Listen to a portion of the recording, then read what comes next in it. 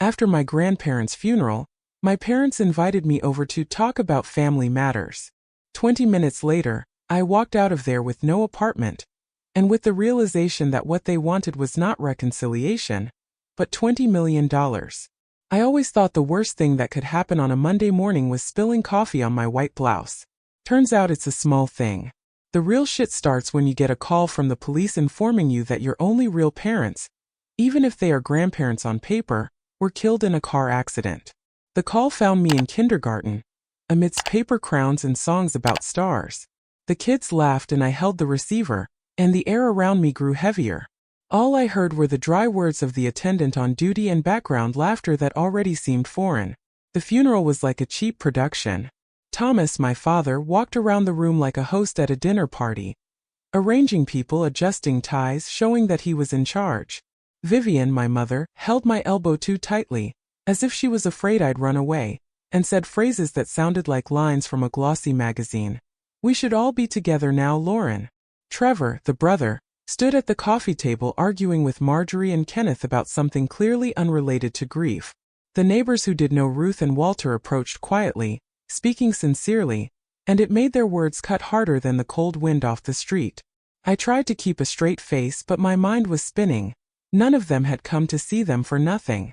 Not one of them had sat in the kitchen listening to Ruth talk about the old days, or helped Walter fix the creaky gate. And now here they were, in ties and with expressions on their faces as if they'd been given an award. They weren't poor, Vivian tossed toward one neighbor, loud enough for everyone to hear.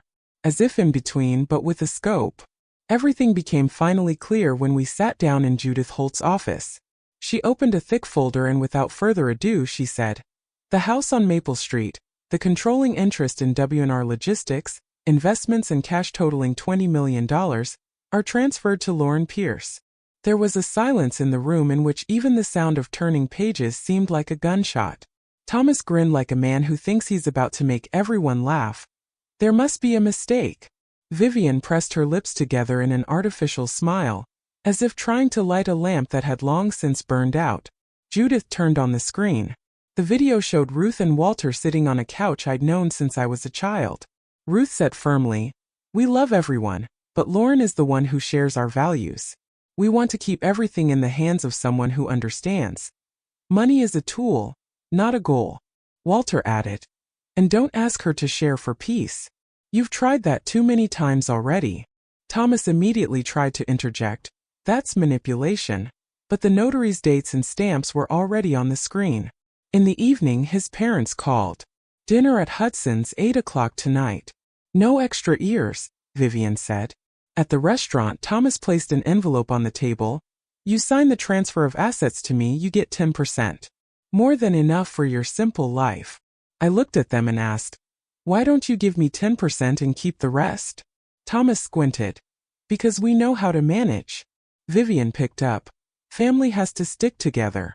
I replied, "A family is held together by honesty, not by the distribution of shares." Thomas leaned back in his chair. "Then consider that as of tomorrow you have no apartment. The lease is on my company. You leave the keys with the property manager." I didn't argue. 40 minutes later, when I returned, I saw my boxes and bags on the sidewalk. The property manager, looking away embarrassed, said, "I'm sorry." Trevor drove up in his pickup truck, grinning. "Well, consider this the first load of your new empire." I grabbed the box with the photo album and the kids' drawings and walked to the bench. It was cold, but it was even colder inside. I sat and held in my hand a brass key marked MS, the key to Ruth and Walter's house. All I had left at that moment was that key, boxes, and stubbornness. And I realized that night was just the beginning. Not because I wanted a war. It was because I'd already seen what they could do when they smelled money. I heard an ambulance drive by in the distance, and the howl seemed mockingly appropriate. The whole street was watching my displacement, hiding their faces behind the curtains. Some looked out on purpose to discuss it later. The cold asphalt under my feet seemed firmer than the people with whom my last name connected me. There was a forgotten childhood toy lying in the driveway, a soft teddy bear with a torn ear. I picked him up and set him on the box, as if he too was waiting to move in. Each box was like a little capsule of my life. Here the cracked mug Ruth taught me to drink tea from. There was Walter's old windbreaker that smelled like machine oil. In one of the bags is the stack of letters they left me when I left for school. I went through them not for sentimentality, but to remember that I had something real while the rest of the family was learning to smile for pictures. Thomas and Vivian must have popped open the champagne that night. They felt like they had made the first move in a game of chess. The problem is that they mistook me for a pawn, not a player. Their logic is simple. Put a roof over a man's head and he'll give up. But they forget that I grew up in a home where I was taught to fix creaky floorboards and live without credit cards. Losing a rented apartment is unpleasant. Losing self-respect is deadly. I pulled out my cell phone to call Judith. She picked up on the first ring. I described the situation and there was no surprise in her voice, just a dry, "Move into the house on Maple Street. I'll send a property manager tomorrow. And Lauren, don't throw those boxes away, you might need them." I knew what she meant, but I didn't bother to elaborate at the time. I spent the night on a folding chair at my friend's house, mulling over every word over dinner at Hudson's. My inner monologue was simple. These people had lived my childhood alongside me, but not with me. They had seen Ruth and Walter invest everything in me, but had decided that love and money were interchangeable. And when the choice was between memory and money, they chose the latter. The next day I drove to Maple Street with a trunk full of boxes. The drive seemed longer than usual, and every turn reminded me that this was now my journey, not just a visit to visit. I knew I would no longer cross the threshold of this house as a visiting granddaughter, but as a hostess. And yes, I was bitter that it had happened this way, but there was something inside that could not be drowned out by threats or envelopes with generous offers. And then I caught myself thinking, if this is only the first card in their dirty deck, what else are they ready to pull out? I arrived on Maple Street in the early morning, when the fog was still on the lawn like an old blanket that needed to be washed. Ruth and Walter's house greeted me with the creak of the gate, and the smell of wood that had absorbed decades of conversation and tea. Waiting for me on the porch was Daniel Morales, tall, calm, with the eyes of a man who has seen everything and is no longer surprised by anything. In his hands he held a folder thicker than Ruth's cookbook and keys jingling like a small bell. "They've thought of everything," he said, and we went inside. Inside, everything was just as I remembered it. The clock in the living room kept ticking even though no one was looking at it, and there was a note on the kitchen table that said, "Lauren, don't forget the roses." Ruth's handwriting, confident and neat. Daniel took me to Walter's office, where the smell of oil and paper mingled into a recognizable scent.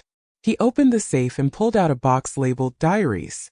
Each notebook was a chronicle where dates, names, and amounts looked like evidence rather than random notes. "Your parents and relatives have been coming here for years, and almost always for one purpose, to ask," he said, flipping through the pages. He put the disc in the player. The screen came to life and I saw Vivian in Ruth's kitchen, saying in a soft, almost affectionate voice, "Ruth, we need to get the house registered for all the children so no one feels left out." In the next room, Marjorie was yelling into the phone, demanding her commission. I watched this and thought, well, surely the concern for equality is when the pie is shared by those who didn't even come to dinner. That same day, allies began to arrive. First, Mrs. Coleman, a neighbor, brought an envelope with copies of the letters Ruth had given her just in case. Then Arthur Chan, an accountant in a suit with shoulders that would have frightened a tax inspector, came in with a stack of reports. If anyone tries to pick at the accounts of W&R Logistics, we'll see it. Behind him came Susan Doyle, Walter's business partner, with a folder of contracts and a scowl on her face. "We'll freeze anything that might leak." And last came Betty Gomez, the housekeeper, with a flash drive in hand. "Ruth said to tell you if anything unfair happens." By evening, the dining room table had become a headquarters. Papers, thumb drives, printouts, old letters, all neatly laid out like exhibits. Daniel ordered the locks changed and cameras installed. Arthur sent requests to the bank to block suspicious transactions. Susan called the company's lawyers. I stood at the window and watched Marjorie's car drive down the street. She stopped at the gate, pressing the bell as if she were hailing a cab. "Family council on Saturday. We can settle this without the circus, can't we?" she called out. Danielle stepped out onto the porch. "The house is private property. Questions are through an attorney." "Oh, a lawyer." Marjorie hummed and left. The next day a notice came from the bank. Trevor's attempt to transfer a large sum of money to his startup, T Prime Ventures, had been rejected.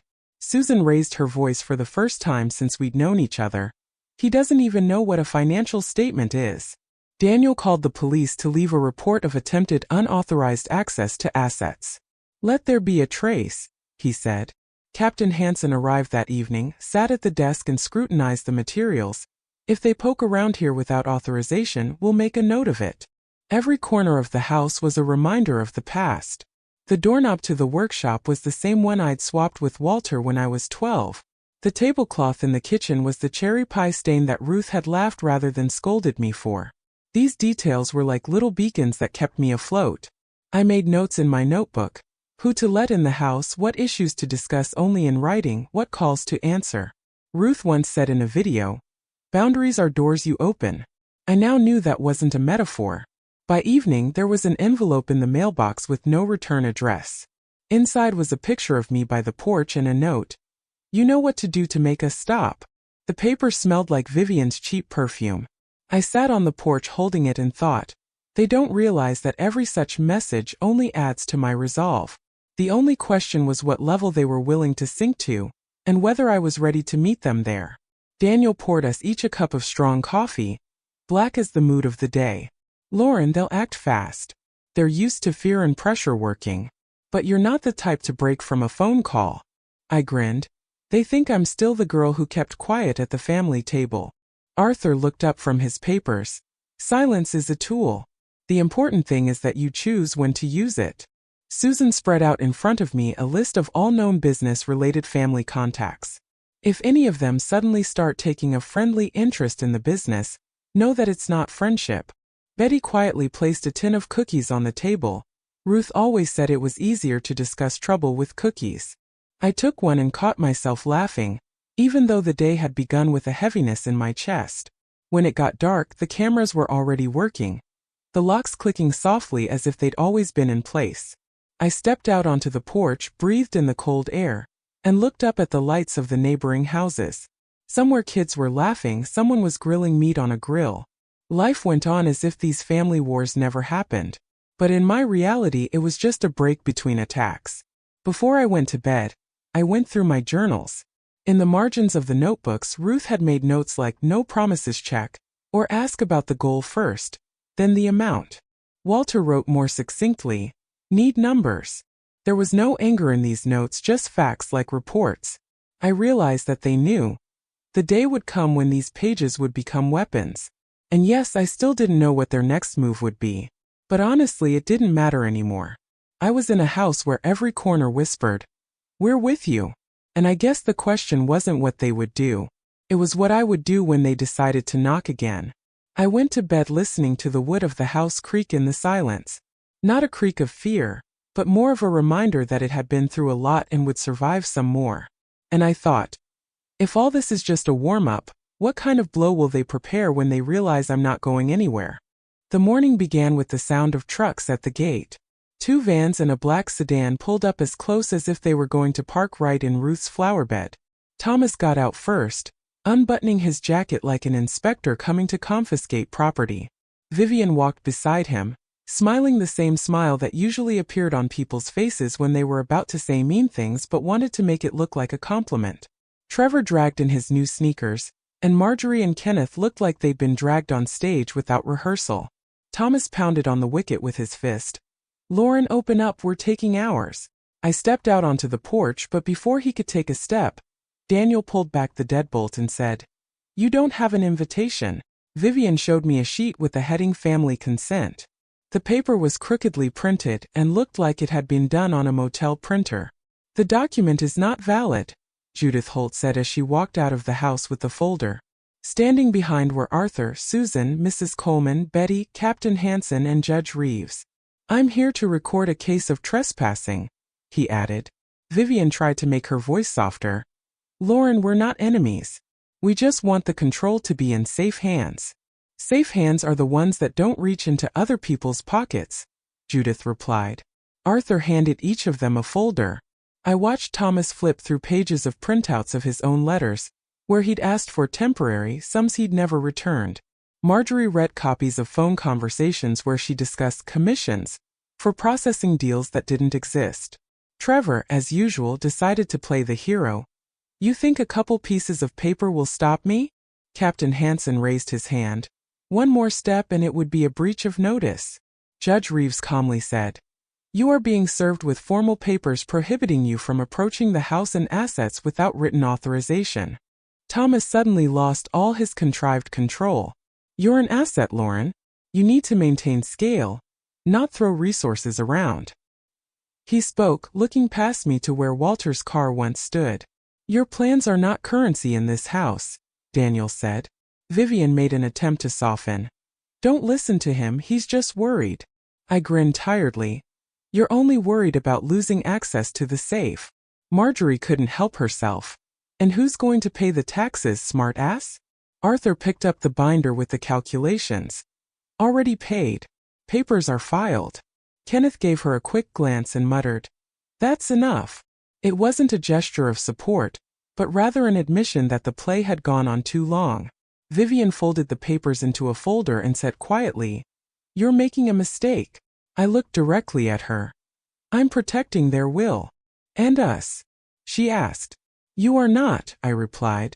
And for the first time in all this time, I felt that words were heavier than any door that could be closed. Thomas walked over to the post by the gate where an old family photo hung in a metal frame. He reached for it, but Captain Hansen stepped forward. Don't. Thomas yanked his hand away, turned and walked toward the car. His steps were no longer so sure. And in that moment I realized I was seeing their real faces. Not confident winners, but men who'd been stripped of their power. Trevor had been shuffling from foot to foot the whole time, now checking his phone, then looking at the cameras, as if searching for where the blind spot was. We'll still find a way, he threw in, but his voice was unsure. Susan grinned. Why don't you find a way to pay your debts first? Mrs. Coleman, usually quiet, added loudly. Ruth warned me that patience is not infinite. That voice from the neighbor seemed to hit them harder than all the legal papers. Daniel kept close by like a stone wall. He didn't raise his voice, but every word he spoke made even the wind in the branches go silent. You come in here like it's a supermarket with free samples. But this is a house, not a counter. Thomas frowned but remained silent, and I could see him clenching his fists in his pockets. Arthur spread a few more sheets in front of them, the printouts of bank notices and copies of notary records. Judge Reeves, adjusting his glasses, added, All of your actions over the last few months are documented. You try that again, I'll see you in court. His calmness had a worse effect on them than yelling. At one point Vivian turned to Marjorie. At least you tell her it's wrong. Marjorie jerked her shoulder. She won't listen anyway. I smiled without amusement. Right? I stopped listening to advice that ends with the phrase, and then we'll split everything a long time ago. The pause dragged on. The van engine could be heard idling. The smell of the exhaust mingled with the scent of roses by the porch. At that moment I realized they were waiting for me to snap, to start yelling or making excuses. But I didn't have the energy or the will to play the act. Kenneth finally said quietly, Marge, let's go. It sounded like a surrender, and Marjorie gave him a look of annoyance. Thomas mumbled something as he got into the sedan, but I wasn't listening. I watched their cars until they were around the corner, and with every meter that separated them from the house, I breathed easier. We went inside. Betty was already putting the kettle on. Arthur had put the papers away in a drawer.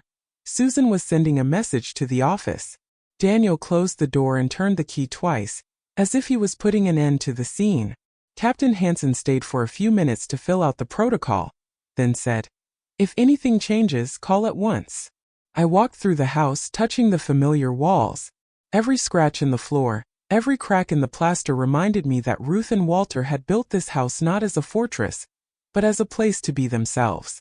The irony was that now I had to defend it as a fortress. In the evening, I stepped out onto the porch. The sun was setting, coloring the street in a copper light. The cameras buzzed, recording the empty road. And I thought they might come back. But it would be different now. Because I didn't have papers and allies. I had a house and I knew what to keep the door closed for. A couple of weeks later, the sign outside the porch read, Ruth and Walter Anderson Foundation Programs for Children and Mentors.